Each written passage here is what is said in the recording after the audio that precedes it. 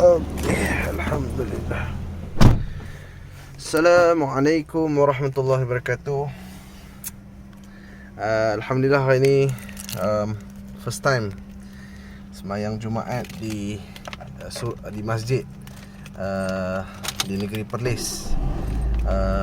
Merasakan satu kelainan yang selama ni tak pernah dirasai dan tak pernah tengok. Jadi video hari ni nak share dengan hampa semua apa perbezaan antara sembahyang di masjid negeri Perlis dan perbezaan yang banyak yang kita dah amal selama ni di negeri selain daripada Perlis. Okey, kalau kat Perlis ni rasa tak banyak lah yang berbeza sangat. Cuma perbezaan tu walaupun sedikit tapi ketara berbanding perbezaan di negeri-negeri lain. Terutamanya tentang azan. Azan kalau di negeri lain azan kan semua 2 kali. Kalau di sini azannya sekali saja. Azannya sekali saja. Imam akan naik ke tempat baca khutbah tu, kemudian dia akan bagi salam dan kemudian Bilal terus laungkan azan. Lepas habis azan, terus saja imam tu dia baca khutbah. Macam itulah. Kalau di negeri kita, negeri lain, biasanya dia akan azan 2 kali kan. Azan pertama, lepas tu kita akan sembahyang apa? Qabliyah Jumaat. Lepas tu dia akan barulah imam akan naik, kemudian baru azan lagi sekali. Kat sini tak ada. Sembahyang Qabliyah Jumaat tu pun tak ada. Okey. Lepas tu antara beza lain, rasanya kalau isu doa khutbah kedua tu sama je. Ada tempat aku jalan-jalan pun ada juga yang tak angkat, ada yang angkat. Kat sini pun tadi ada juga yang angkat, ada juga yang, tapi majoritinya semua tak angkat lah. Kemudian bab lain yang banyak beza, lepas pada sembahyang tak ada wirid deras lah. Tak ada wirid deras. Waktu-waktu lain yang aku sembahyang pun memang tak ada. Lepas salam tu memang semua wirid sendiri-sendiri. Mereka bukan tak wirid, tapi mereka wirid sendiri-sendiri. Mereka wirid perlahan, sebagaimana yang dianjurkan oleh Imam Syafi'i sendiri. Okey, yang lebih afdalnya adalah memperlahankan wirid lepas sembahyang. Dan tuduhan yang mengatakan mereka ni lepas sembahyang tak doa tu pun rasa tak aku. Ramai dia tadi doa, kan, ramai tapi doa sendiri. Dia pun tak doa berjamaah. Itu saja beza dia antara masjid yang di negeri lain. Lepas tu ada beza juga dekat part duduk iftirash. Mereka di sembahyang Jumaat kan 2 rakaat.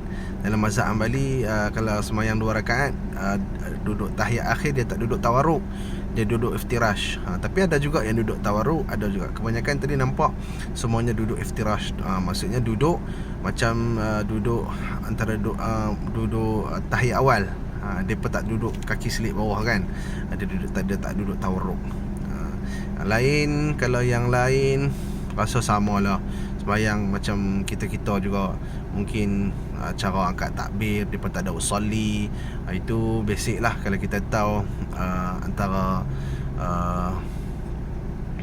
yang kita tahu lah, puak-puak yang daripada kata tuduh ni sebagai sesat, sembahyang nak lain pada orang dan sebagainya. Kalau kita main ke sini, kita dapat rasai lah perbezaan-perbezaan yang rasa kalau kita buat kat negeri yang kita kata lebih ahlu sunnah tu, lebih rasanya lebih mudah untuk dituduh sebagai sesat dan dilabel dengan pelbagai labelan-labelan yang jahat lah. Okey, jadi nasihat aku kepada yang belum lagi pernah merasai sembahyang di sini, main dulu sembahyang di sini, tengok cara ibadat mereka ni adakah terkeluar terus. Maksudnya tak ada langsung dalil-dalil yang menyokong perbuatan mereka tu. Kalau hanya kerana kita ni berbeza disebabkan mereka nak taklid kepada mazhab lain, itu lain cerita lah. Tapi kalau apa yang mereka buat tu tak ada asal pun dalam agama, Bolehlah kita nak kata dia sesat dan sebagainya, mandai dalam agama ke. Okey. Lebih baik kita sendiri mai, kita boleh sembang dengan depa. Okey. Kalau contoh kita ni tak pernah dengar pun ceramah-ceramah ustaz yang kita duk tuduh depa Wahabi sebagainya, kita dengar dulu ceramah depa. Dengar dulu ceramah depa apa. Depa kata betul ke macam ustaz-ustaz yang duk ngajak kita selama ni di masjid-masjid Wahabi gitu, Perlis gitu begini. Kita dengar dulu apa kata, terutama mufti Perlis tu sendirilah, kita dengar ceramah dia berkenaan isu-isu yang kita tak puas hati tu. Kita dengar dulu apa kata dia, kan? Betul ke macam yang ustaz-ustaz duk jajar cerita tu. Lepas tu pengalaman yang paling best bagi aku adalah kita mai sendiri sembahyang di sini, tengok kelaku mereka, macam mana sembahyang mereka tu. Betul ke macam ustaz-ustaz duk cerita kat masjid kat surau tu. Tapi dari segi tak baca tak angkat tangan waktu tak baca doa ketika lepas iqamat tu, rasanya itu pun ada yang baca, ada yang kebanyakan kat sini tak baca lah, tak baca. Okay. Tapi kalau kita duduk di negeri yang baca, kita relax je lah. Kat sini pun kita faham lah, siapa yang belajar, dia mendalami perbezaan perbezaan pendapat yang pelbagai, dia takkan ada satu isu pun benda-benda macam ni. Dan di sini pendapat-pendapat yang agak berbeza telah dipilih oleh ulul amri kat sini. Maknanya pemerintah dah pilih kaedah yang macam ni. Contoh tak kunut subuh, mereka kat sini tak kunut subuh. So kita sembahyang kat sini, kita tak payahlah nak pulun nak kunut subuh. Kita pun tahu benda tu sunat. Tapi kalau kita sembahyang kat negeri kita yang kunut subuh, kita kunut je lah subuh, kan? Okey, rasa tak ada masalah. Satu lagi beza yang selalu jadi isu apa dah? Bismillah baca pelan. Bismillah baca pelan ni kita pun tahulah, kalau di Mekah depa mazhab Hambali, depa tak baca kuat. Dan isunya adalah pemerintah di sini memilih baca bismillah perlahan disebabkan mereka merasakan dalil yang mengatakan masa sembahyang baca bismillah pelan tu lebih kuat berbanding baca bismillah pelan tu, dalil lebih kuat berbanding dalil dalam mazhab Syafi'i yang mengatakan baca bismillah jahar itu lebih betul berbanding yang bismillah sir.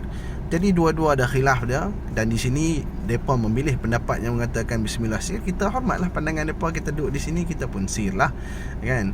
Tapi kalau kita duduk jadi imam ke di surau, di masjid negeri-negeri lain, kalau kita nak baca kuat, itu lebih baik. Walaupun kita macam saya sendiri pegang pendapat bismillah sir tu lebih kuat, tapi bila kita semayang di negeri yang mengamalkan bismillah jahar, kita ikut sebagaimana kebiasaan di sana. Selagi mana kita di orang kata di dalam lingkungan perbezaan pendapat yang masing-masing ada dalil.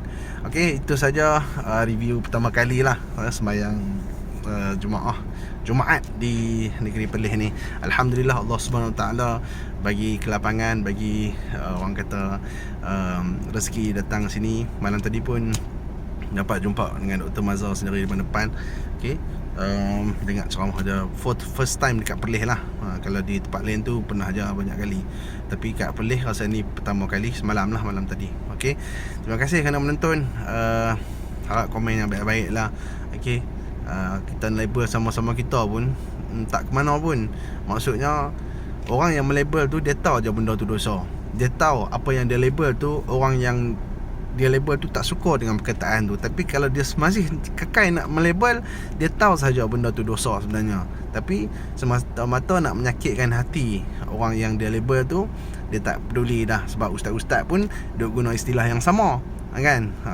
Nak menyakitkan hati puak-puak yang dia berbeza dengan dia, dia tuduh, dia label dengan benda-benda yang tak baik macam tu. Jadi kalau ada perbezaan, saya rasa harmonikan lah. Macam mana kita duduk dia Perlis, dan orang Perlis pun kalau pergi di negeri-negeri lain, mereka pun tak payahlah nak pulun sangat, kecuali kalau dia di tempat persendirian, dia sembahyang di rumah dia, tak ada masalah lah.